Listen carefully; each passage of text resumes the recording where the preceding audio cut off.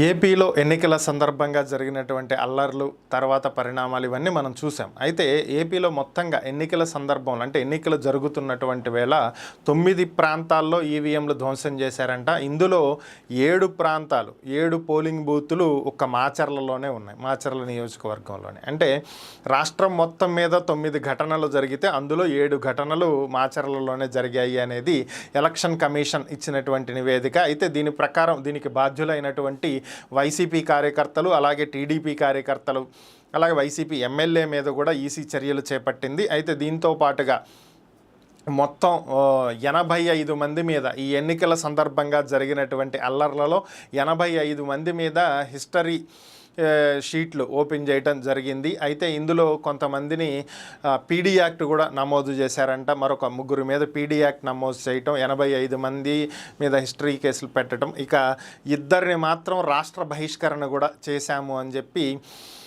ప్రస్తుతం బాధ్యతలు నిర్వర్తిస్తున్నటువంటి డీజీపీ హరీష్ గుప్తా గారు తెలియజేయటం జరిగింది. ఒక ప్రకటనలో ఆయన ఈ విషయాన్ని తెలియజేయటం జరిగింది. ఓవరాల్గా మరి ఈ ఈవీఎంలు ధ్వంసమైనటువంటి ఈ పోలింగ్ బూతుల్లో మరొకసారి ఎన్నికలు నిర్వహిస్తారా లేదా ఈవీఎంల్లో డేటా నిక్షిప్తమై ఉన్నది భద్రంగా ఉందా ఏంటి అనేటువంటి అంశాల మీద మాత్రం ఎలక్షన్ కమిషన్ ఇప్పటి వరకు స్పష్టమైనటువంటి ప్రకటన అయితే ఏది చేయలేదు. ఏ నిర్ణయం తీసుకోబోతుంది అనేది అయితే వేచి చూడాలి.